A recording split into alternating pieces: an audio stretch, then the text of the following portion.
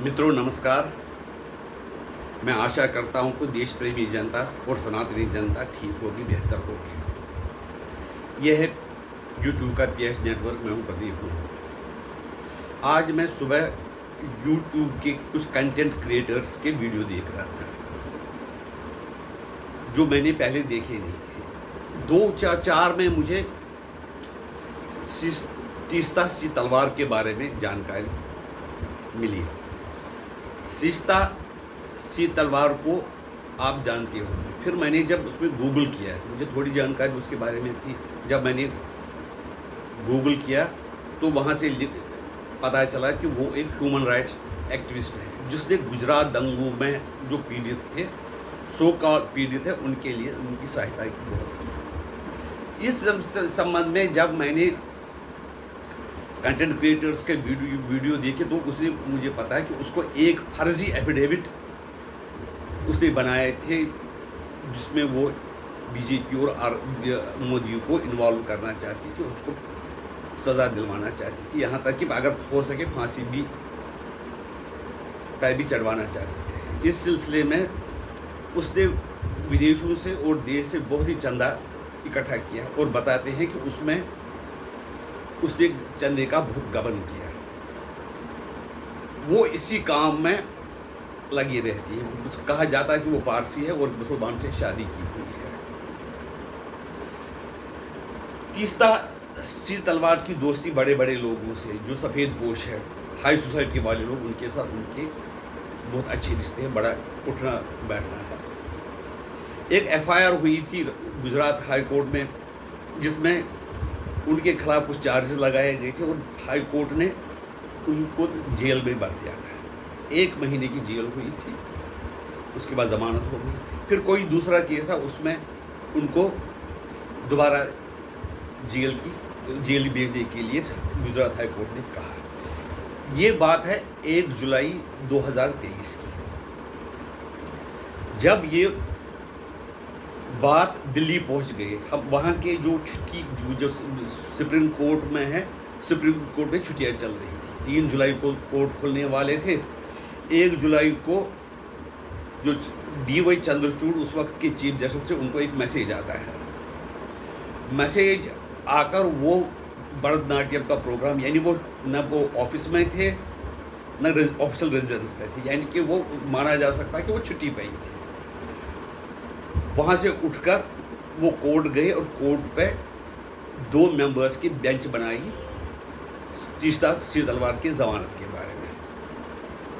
जब उन्होंने bench constitute की और उनको जो गुजरात हाई कोर्ट ने सॉलिड रीजन पे जेल भेजने का निर्णय किया था, लेकिन जब 2 मेंबर की बेंच बनाई गई तो उन्होंने वो किसी नतीजे पे नहीं पहुँचे कि वो नहीं कह पाए कि हमें ज़मानत देनी चाहिए या नहीं देनी चाहिए। ये शाम के 6:15 की बात है। ये एक बेंच का काम जो निर्णय पर नहीं पहुँचे हैं वो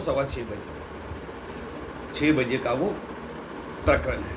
फिर 9 बजे चीफ जस्टिस ने दूसरी बेंच कॉन्स्टिट्यूट की, जिसके गवाही की अध्यक्षता में जो अभी चीफ जस्टिस बनने जा रहे हैं, और 3 मेंबर बेंच ने उसको ज़मानत दे दी। तो कोर्ट ने ये कहा था कि अगर उनको ज़मानत दी गई तो कौन सा पहाड़ टूटेगा। तो इस सिलसिले में कई लोगों का कहना है अगर वो उनको ज़मानत नहीं देते तो कौन सा पहाड़ टूटता। जैसे कि लाखों लोग थप्पड़ मारने के केस में कई सालों से जेल है क्योंकि उनको कोई ज़मानत देता है ना, उनको किसी की चिंता है।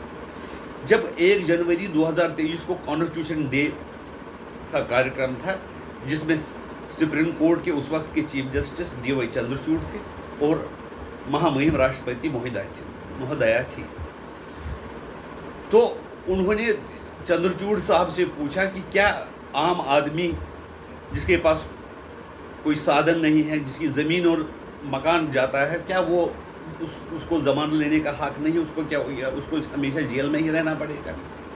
इस संबंध में ये माना जाता था कि हल्की सी बातचीत हुई थी, लेकिन जो उसका अर्थ था वो शायद चंद्रचूड़ साहब नहीं समझे, या हो सकता है कि जानबूझकर नहीं समझना चाहते थे। राष्ट्रपति या अब जब जानते हैं चीफ कमांडर है, फौजों की इंचार्ज है, सुप्रीम कोर्ट की इंचार्ज है, देश की इंचार्ज है, सुप्रीम कोर्ट के किसी कॉन्स्टिट्यूशन को भी वो चैलेंज कर सकती है, कॉन्स्टिट्यूशन के मतलब कोई किसी प्रावधान को। इस सिलसिले में उनके पास एक कंप्लेंट आई राकेश कुमार द्वारा, जो पटना हाई कोर्ट के जज थे। ये वही जज साहब थे जिन्होंने लालू प्रसाद केस में सीबीआई की वकालत की, और जो एक एमएलए द्वारा मर्डर किया गया था, एमएलए के बेटे या एमएलए ने, उस सिलसिले में भी वो सीबीआई के वकील थे।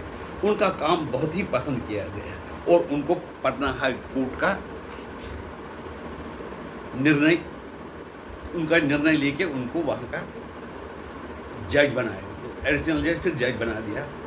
और फिर कोई मामला एक एमएलए वगैरह को फंसा तो उनको ट्रांसफ़र कर दिया गया आंध्र प्रदेश हाई कोर्ट, और उसके दौरान 2020 में वो रिटायर हो गए। उन्होंने एक कंप्लेंट दी राष्ट्रपति महोदया को कि उस 8 नवंबर 2023 को ये कंप्लेंट आ गई, जबकि 10 नवंबर को डीवाई चंद्रचूड़ को रिटायर होना था। कंप्लेंट में ये कहा गया कि सुप्रीम कोर्ट ने, खासकर ये जो चंद्रचूड़ साहब है, उन्होंने इतना उतावलापन इस केस में दिखाया ताकि तीस्ता सितलवाड़ को जमानत दी जाए, जिसके खिलाफ बहुत सीरियस चार्जेस थे। इसमें इतनी ज़्यादा उत्सुकता क्यों दिखाई गई जब बाकी केसों में ऐसा नहीं किया जाता है? जबकि 3 जुलाई को कोर्ट खुलने वाला था, सुप्रीम कोर्ट खुलने वाला था, और वो छुट्टी पे भी थे, और समर ब्रेक की छुट्टियाँ चल रही थी उनकी। तो ऐसा क्या कारण रहा कि उन्होंने ये कहा कि बेंच कॉन्स्टिट्यूट की और कहा कि इस केस की पैरवी, इस केस का मुकदमा जो है, आज ही जमानत का मुकदमा, ट्रायल उसकी करनी चाहिए और उसको जमानत दी जानी चाहिए।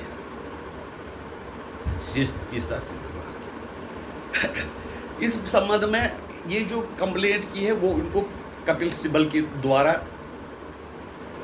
दी गई। कई लोगों का कहना है कि कपिल सिब्बल का जब नाम आ गया वहाँ पर, तो वो लग रहा है कि जो डीवाई चंद्रचूड़ है किसी दबाव में आ गए और उन्होंने ऐसा निर्णय लिया कि 9:30 बजे रात को तीस्ता सितलवाड़ को रिहा करवा दिया। मैंने भी कई वीडियो में उसका नाम लिखा है, कि नाम बताया है कि उसने उसको उसमें उतावली दिखाई थी, लेकिन क्या कारण है। इस तरह से जजों के बहुत काम है। जैसे कि हिंदू कई लोगों का ये भी कहना है कि जब भगवान राम के मंदिर का केस चल रहा तो जज साहिबान ने कोर्ट में कहा कि सबूत दे दो कि वहाँ पर भगवान राम पैदा हुए हैं। एक तो जो वकील इनके हैं चंद्रचूड़ के वकील, जो इसके वक्फ बोर्ड के वकील कपिल सिब्बल, वो जब कानून मंत्री थे वो कहते हैं कि राम काल्पनिक थे। इस संबंध में इसका, और जो दूसरा है वर्मा जी का केस है, उसमें भी उन्होंने चुप्पी सा दी है कोर्ट ने। निर्मल यादव का केस सॉल्व नहीं हो रहा है अभी तक, बहुत 10 साल हो गए हैं। सर्वश्री मुखर्जी का 18 साल से केस चल रहा था, उसका भी कोई फैसला नहीं है। लेकिन कुल मिलाकर ये मामले तो मैं कह रहा हूँ, लेकिन दरअसल जो कंप्लेंट हुई है वो हुई है कि इसकी सीबीआई इंक्वायरी होनी चाहिए कि क्यों इतना उतावलापन जस्टिस डीवाई चंद्रचूड़ ने दिखाया, और वो भी कपिल सिब्बल के कहने पर। क्या उसमें कोई भ्रष्टाचार का कोई एंगल तो नहीं दिख रहा है? उन्होंने भ्रष्टाचार का नाम नहीं लिया, तो उन्होंने ये रिक्वेस्ट की है कि इसमें पूरी तहकीकात होनी चाहिए ताकि ये पता चल सके कि ये इतना उतावलापन इस केस में क्यों दिखाया गया। और अब ये कंप्लेंट जो है राष्ट्रपति के पास आ गई। वो राकेश कुमार बड़ा ईमानदार जज ये माना जाते थे, 2020 में रिटायर हुए हैं। ये एक कंप्लेंट ऐसे अरे गैरेंट आदमी ने नहीं की है, कंप्लेंट की ऐसे आदमी ने की है जो कानून की जानकार है। उन्होंने कहा जो करप्शन का निवारण का केस 7(1) और 8 जो कॉन्स्टिट्यूशन का जो करप्शन एंटी करप्शन लॉ है उसके अंतर्गत सीबीआई को जांच करनी चाहिए और तह तक पहुंचना चाहिए कि क्या कारण है कि उनको इतनी जल्दी जमानत क्यों मिली, उनके लिए बेंच क्यों कॉन्स्टिट्यूट किया। इस संबंध में ये लोग ये भी कहते हैं कि जो बेंच ने उन्होंने जमानत उनको दी उसके बारे में उन्होंने कुछ नहीं कहा, लेकिन उन्होंने सिर्फ ये बेंच कॉन्स्टिट्यूट क्यों किया उसके बारे में कंप्लेंट की है। अब देखना है कि सरकार और राष्ट्रपति महोदय इस सिलसिले में क्या करते हैं। आपकी राय इसके बारे में क्या है, हमें बता दीजिए। नमस्ते।